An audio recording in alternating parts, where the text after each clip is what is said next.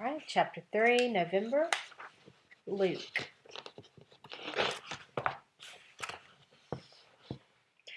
It was November. Apparently that meant time for Mr. Terupt to get crazy with his math ideas again. I think he was on a mission to put us through his math gauntlet, dollar word. We're going to figure out the number of blades of grass on the soccer field, he announced one day. What? You're going to make us count grass? Peter yelled. That's nuts. No way, Nick was hollering, dollar word. How are we supposed to do that? Tommy said. I raised my hand. Yes, Luke. You mean we're going to estimate the total number, right? I said. Yes and no, Mr. Terupt said. We'll actually do some calculating to get a reasonable approximation. I was beginning to think that Peter might be right. Yes, it's going to be difficult, but I know we can do it, Mr. Terupt said. Besides, if everything we did were easy, then you wouldn't learn anything. We need to be challenged in order to learn. Mr. Terupt was right about it being a challenge. No, none of us had any idea how we were going to calculate blades of grass, but we did. First, we decided we wanted to count 10 centimeter by 10 centimeter squares, which was my suggestion after Mr. Terupt talked to us about sampling and how our government gets population numbers.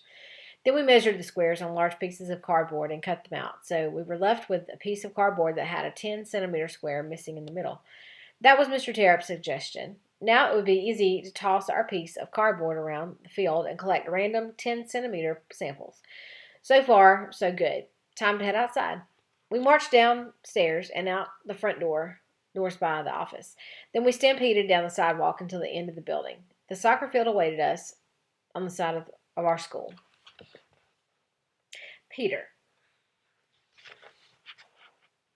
She was bent over counting blades of grass. It was the perfect opportunity. Mr. T was busy helping someone else, so he wasn't going to see me in action. I gripped the cardboard with my best hold, dipped my knees a little, and let the frisbee fly. It zinged through the air on its mission like a missile from a fighter jet. Bullseye! Ow! Lexi shrieked. My tushy! I almost died of laughter. I dropped to my knees. I laughed so hard I couldn't stop. I couldn't catch my breath, either. Lots of other kids were laughing, too. Lexi yelled something about her tushy and me being a jerk. Everyone that missed out on the fun kept asking, What happened? What happened?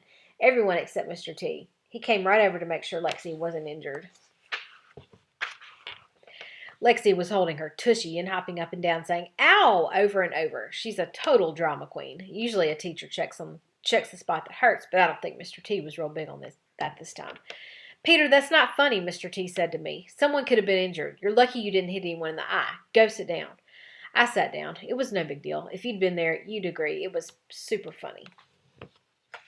Luke. We spread out all over the place, tossing our cardboard squares and counting the blades of grass. Peter, however, was flinging his square like a frisbee, even though Mr. Terupt had warned us that it wasn't a toy and to be careful throwing it. Maybe if things had turned out differently that day, they would have turned out differently in the end, too. I think what happened on the soccer field just set us up for a disaster later on.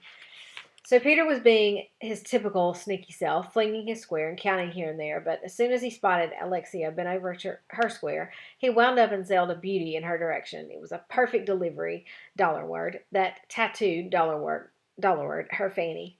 Ow, she screeched. Like, what the heck? What happened? Mr. Terupt instantly twisted, dollar word, around. Like someone just hit me right in my tushy with their square, cried Alexia cried. The old buttocks again, huh? Mr. Terupt said. You okay? Yes, Alexia said. Mr. Terupt turned and looked out at us. We were laughing our heads off, and I swear I saw him smile as he shook his head at the whole scene. Peter, come over here, please, he said. Why me? Peter complained. Because we all know how much you like the buttocks area, don't we? Classic Mr. Terupt. Instead of blowing up, he was funny about it, but in a serious way. He sat Peter out for the rest of the activity and had a talk with him.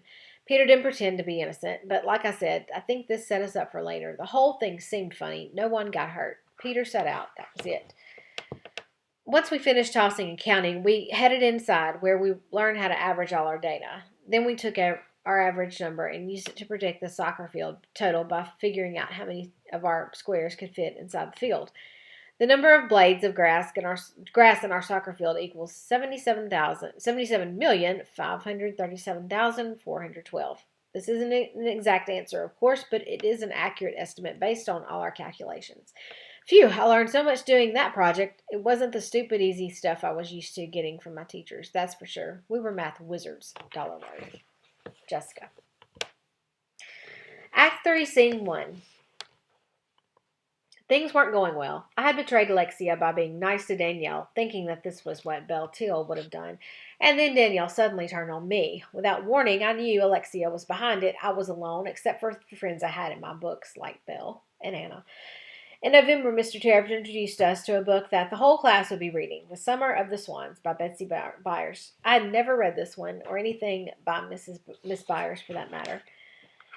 This book won the Newbery Medal back in 1971, Mr. Terupt said. He held the book up. It's not full of action like you guys tend to think of action, but it is a beautifully written book that's going to give us an awful lot to think about, learn from, and maybe even change because of. I straightened up. I was excited. Peter moaned. As for Alexia, well, she was somewhere in La La Land. The boys made faces, and the girls exchanged glances. Then Mr. Terupt went a step further. We're not just going to read this book, he said. We're going to do an activity with it, an ongoing activity, more like an experience. Now even Alexia was listening. Back from outer space. What kind of activity? Peter demanded. Not some sort of stupid book project, I hope. I hate those. No project. I don't really like those things either, Mr. Terupt said. What did he have in mind, I wondered. You're going to make us dress up as character, aren't you? Alexia said. Oh, I love doing that. Get real, Peter said. Will you guys be quiet and let Terupt finish? Jeffrey said. That worked. No more interruptions, and Mr. Terupt continued. I want you guys to think about this book. In the story, there's a boy with Down syndrome. That's a mental disorder, named Charlie, and his older sister, not much older than you guys, named Sarah. They have a pretty special relationship. That's what I want all of you to think about. Mr. Terupt stopped for a second, yet somehow we stayed quiet. He continued, so what you're going to do is visit our collaborative classroom downstairs over the next few weeks. You'll go in groups in the mornings and the afternoons and simply spend time with these children doing what it is that they do. Mr. Terupt, I raised my hand. What exactly is the collaborative classroom? Still being relatively new to the school, I didn't know. It's where the retards go, Peter said. Alexia laughed. I hope you'll answer that question a little differently after this experience, Peter. Mr. Terupt said, his tone very serious. Peter didn't say another word. It's a classroom for children with a range of special needs, Jessica, Mr. Terupt continued. Some of you are probably a little nervous or even scared. That's why you'll go in groups. I hope you'll feel different afterward, too.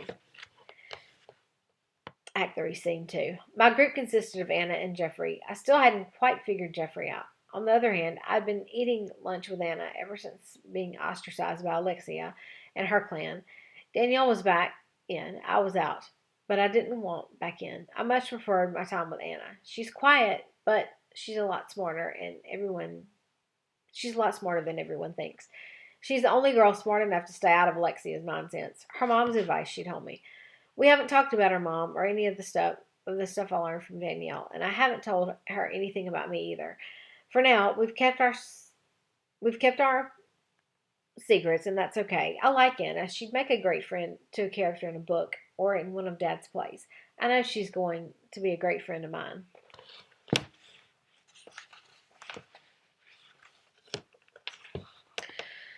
We were very quiet on our first trip downstairs. Not one of us uttered a single sound. My hands longed to hold a book, but I hadn't brought one, so I bit at my fingernails and cuticles instead. It's funny how when you're anxious to get somewhere, the journey seems to take forever, and when you're not too anxious, the journey is over in no time. My journey from California lasted about as long as a ride on the Viper roller coaster, and our journey to the collaborative classroom took no time at all either. When we arrived, it was clear that the teacher was expecting us. Hi, guys, she said. Welcome to our collaborative classroom. I'm Miss Kelsey. We introduced ourselves, and then she led us inside. This is Joey. Miss Kelsey pointed to a little boy with boogers all over his face. Can you say hi to our friends, Joey? Miss Kelsey asked. Joey waved in our direction. A gigantic smile stretched across his face. And this is James over here, Miss Kelsey said, pointing to a different boy. James looked pretty normal to me. He didn't say hi to us, though. He didn't even look at us. This is Emily over here. The little girl Miss Kelsey pointed to was very cute. She had drool all over her face and hands and arms, and she moaned a lot. A different teacher used sign language as she tried to communicate with Emily. The teacher struggled to maintain eye contact with her. She told Emily to say hi. That's Mrs. Warner helping Emily right now. Emily tried to say hi to us, but I could tell she wasn't particularly good at talking. There were a few other children in the room, and Miss Kelsey eventually introduced us to all of them. I became distracted at this point because Jeffrey had walked over to Joey and started playing the game Memory with him. I couldn't believe it. I heard him say, "That's a great job, Joey. You're really smart." And Joey smiled. Anna and I were on our way out with Miss Kelsey and James and Emily to help them do their jobs. Before we left the room, I saw Joey giving Jeffrey a big hug. Act 3, Scene 3. Jobs turned out to be sort of sorting the plastic, forks, spoons, straws, and napkins for the cafeteria. Miss Kelsey poured the utensils on the table, and James said, 712. I looked at Anna, puzzled. "What do you mean, James?" I asked. 712, he said again, looking down at the table. "Does he always say 712? I asked. I figured he was yelling out random numbers. "No, James is telling us that there are 712 utensils on the table," Miss Kelsey said. 712 utensils on the table, James repeated, this time looking at Anna and me and swaying a little as he stood. "Great job, James." Miss Kelsey sounded so excited. You looked at our friends when you said that." "Miss Kelsey, do you mean James is right?" Anna asked. "Are there really 712? Is it the same amount every day or something?" "Well, I haven't actually counted them to double check, and no, it's not the same. It's not always 712, but James has never been wrong before," Miss Kelsey said. Anna and I exchanged astonished looks. I was confused. James had done this amazing counting, but Miss Kelsey seemed more excited that he had looked at me. I wanted to ask questions, but decided to wait. I didn't know if asking was appropriate. We finished up the jobs and walked back to get Jeffrey. Act 3, Scene 4. Jeffrey was still playing with Joey, as well as a couple of other kids now. He was helping them paint. "Jeffrey," I said. He looked up. "We have to go back now." "Oh, okay." His shoulders slumped. He turned to the kids. "I've got to go, guys. I'll be back soon." Then it was hug time again. We thanked Miss Kelsey and headed back upstairs. We didn't talk on the way through the halls. I think we had too many thoughts in our brains. By the time we reached our classroom, Jeffrey was grumpy Jeffrey again. Our very own Dr. Jekyll and Mr. Hyde, I thought. Jeffrey. Peter called them retards, and Alexia laughed like it was funny or something. I should have just punched them then. It's a good thing they weren't in my group. I went downstairs with Jessica and Anna. They seemed a little scared, but I didn't say anything. We walked into Miss Kelsey's class and met the kids. They were great. Joey was full of love. All he wanted to do was play and hug me. He didn't get upset about anything, not even winning or losing when we played games. James was reading this big book when we first walked in. I could tell he was real smart. I figured he was autistic right away because he didn't look at us or say a word. And little Emily was so cute. She needed lots of help, but who wouldn't want to help her? They reminded me of Michael. Just like the collaborative kids, Michael had the power to make you feel really good whenever you were with him. Love poured from him. I've never told anyone about Michael and wasn't gonna, but Jessica knew something was up. She's pretty smart. She notices things.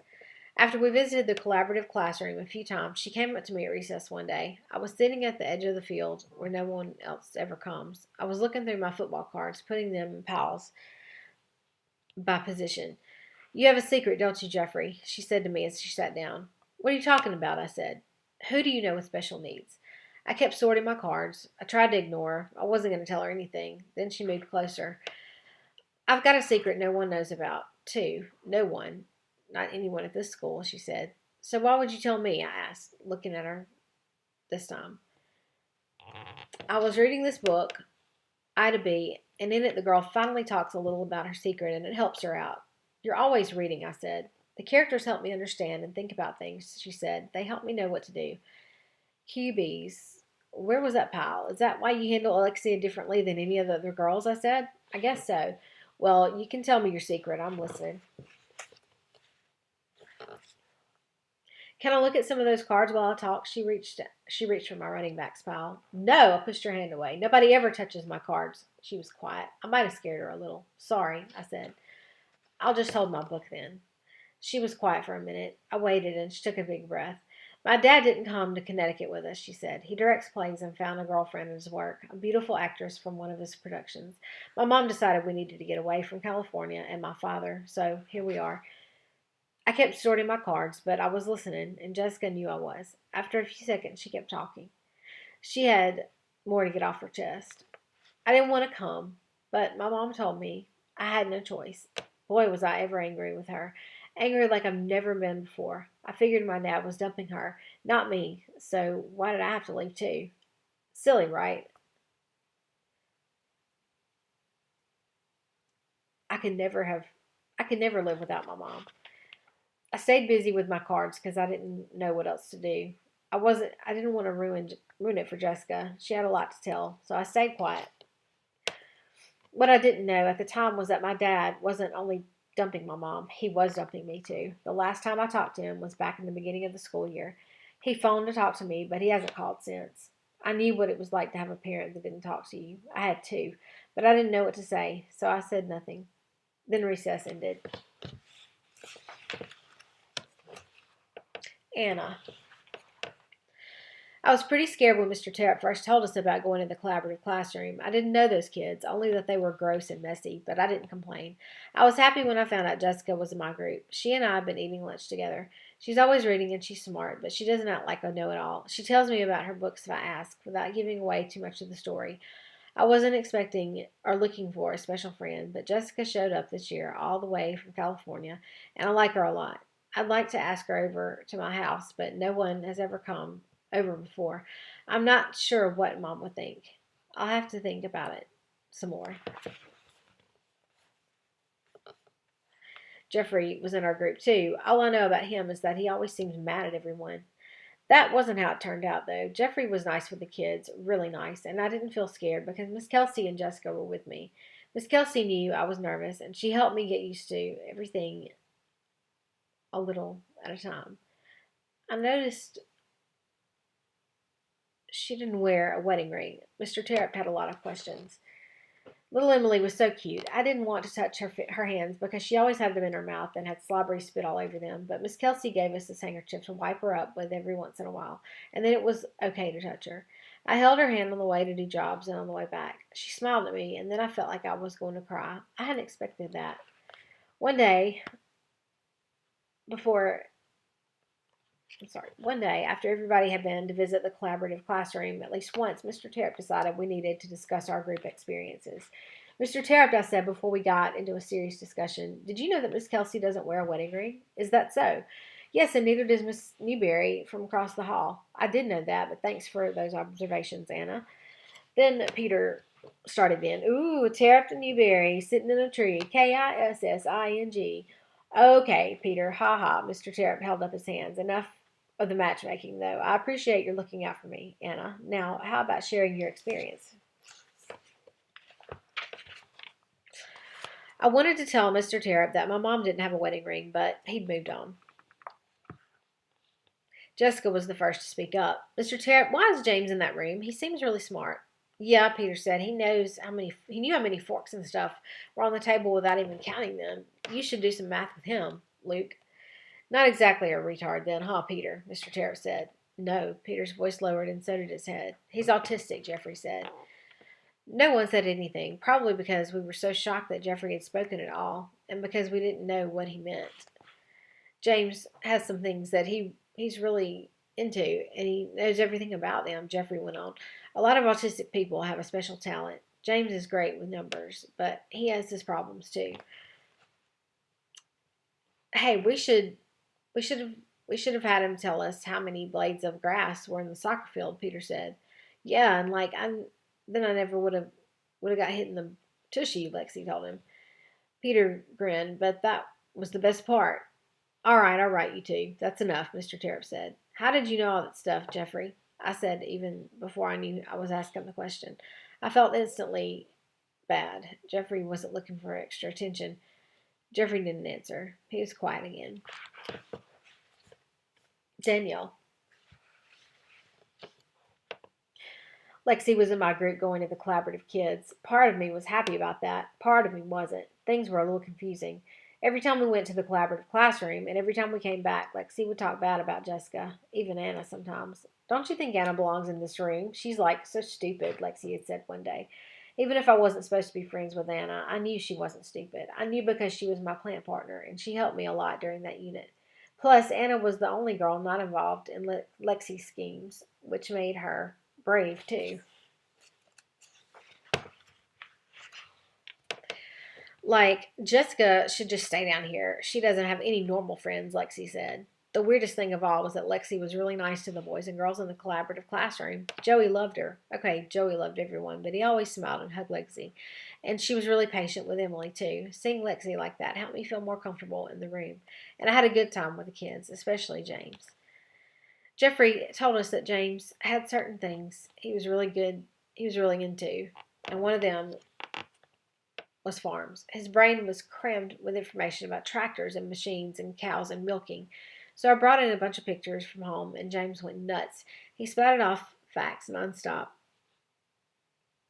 as he looked at each picture. Udders. These are the cow's udders. Clean her off and use teat dip. Next picture. Hay.